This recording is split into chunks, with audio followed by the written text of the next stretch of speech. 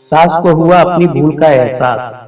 सुशीला जी एक आम मध्यम वर्गीय परिवार की मुखिया थी। वे अपने बेटे प्रशांत और बहू प्रतिभा के साथ रहती थी। एक बेटी रागिनी थी जो कि विवाह के बाद अमेरिका में जाकर बस गई थी। सुशीला जी के पति की मृत्यु बहुत पहले हो चुकी थी। प्रशांत एवं प्रतिभा की शादी को 5 साल हो गए थे, परंतु अब तक उनकी कोई संतान नहीं थी। सुशीला जी की बहू प्रतिभा भी जॉब करती थी, जो कि सुशीला जी को बिल्कुल भी पसंद नहीं था।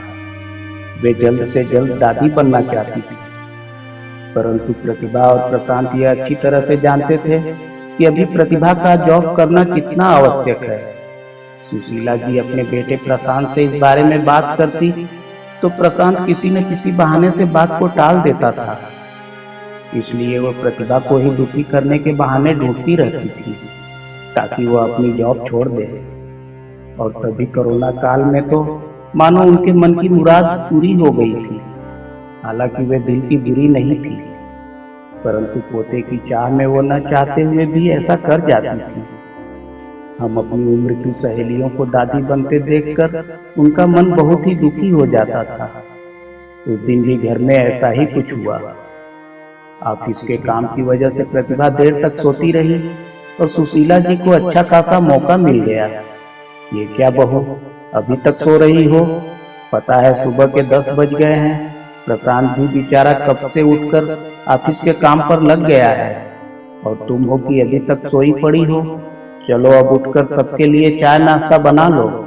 मुझसे कुछ हो नहीं पाता है, वरना मैं तो तुम्हारे भरोसे कभी ना रहती, स्वयं ही सब कर लेती। सॉरी माँ जी, वो देर रात तक काम चलता रहा, इसलिए सुबह सुबह ही सो पाई थी, इसलिए समय का पता ही नहीं चला। आप चलिए, मैं अभी जल्दी से आती हूँ।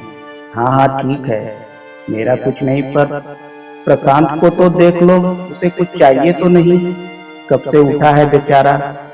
हे ईश्वर, मुझे जल्दी से ठीक कर दे ताकि मैं ही अपने बेटे का ध्यान रख सकूं, सुशीला जी ने नाटकीय अंदाज में कहा। प्रतिभा ने घड़ी देखी तो वाकई 10 बज गए थे। आज उसकी आंख कैसे नहीं खुली। वो जल्दी जल्दी अपने कार्य निपटाकर हाल में आई तो प्रशांत अपने लैपटॉप पर ऑफिस का काम कर रहा था। उसने किचन में जाकर चाय नाश्ता बनाया और फिर रात के बर्तन साफ किए और झाड़ू पोछा करके नहाने चली गई। दरअसल कोरोना वायरस की बढ़ती बीमारी की वजह से शहर पूरी तरह से लॉकडाउन किया गया था, इसलिए काम वाली बाई भी नहीं आ रही थी। प्रतिभा एक स्वयं इंटरनेशनल कंपनी में काम करती थी। उसका ऑफिस टाइम निश्चित नहीं होता था। ज्यादातर उसे रात में देर तक काम करना होता था। कल भी उसका काम देर तक चलता रहा, इसलिए वो देर तक सोती रही। प्रतिभा नहाकर आई तो देखा कि उसकी सास अपने कमरे में अपनी सहेली से फोन पर बात कर रही थी।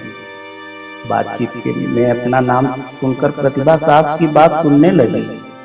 अरे शारदा, तुम भी अपनी बहू को अधिक सर पर मत बैठाओ।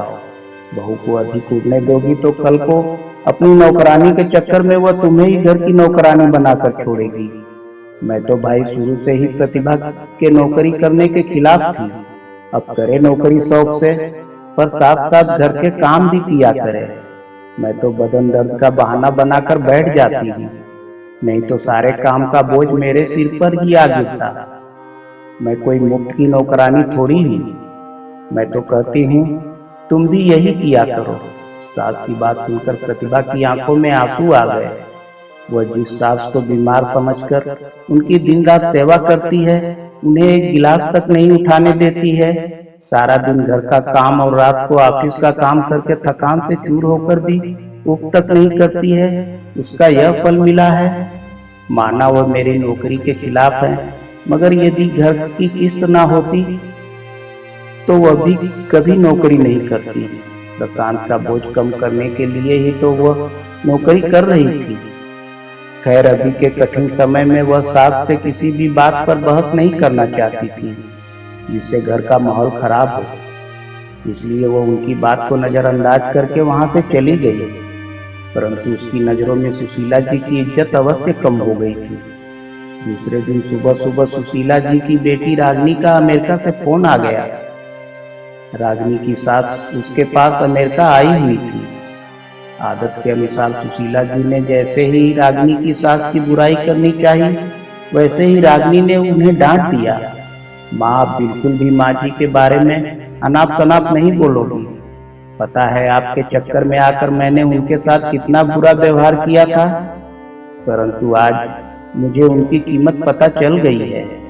तुम तो उनके यहाँ पर आने के कितने खिलाफ थी, मगर आज यदि वे यहाँ नहीं होती तो न जाने हमारा क्या हाल होता। तुम्हें तो पता ही है कि मेरा नौकरी करना कितना आवश्यक है। कोरोना ने यहाँ भी ऐसा कहर ढाया है कि घर से ही सब करना पड़ रहा है। बिट्टू का बेबी केयर सेंटर भी बंद हो गया है। मैं और राकेश फुल टाइम बिजी रहते हैं। ऐसे में माँ जी ने अकेले ही बिट्टू के साथ साथ पूरे घर का सारा काम संभाला हुआ है। मुझे कुछ भी नहीं करने देती है।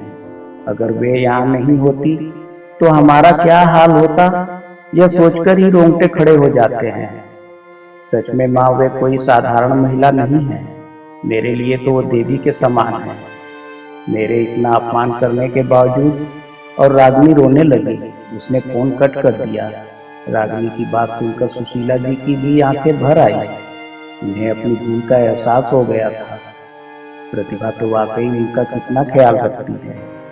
उनकी कड़वी से कड़वी बात का भी बुरा नहीं मानती है, उल्टे जवाब भी नहीं देती है। वाकई अभी का समय तो एक दूसरे को हौसला देने का है, सारे गिले शिकवे भुलाकर एक दूसरे की सहायता करने का है। तो फिर मैं स्वार्थ में कैसे अंधी हो गई, इतना कैसे गिर गई थी कि ऐसे कठिन समय में अपने ही परिवार की मदद नहीं कर सकती।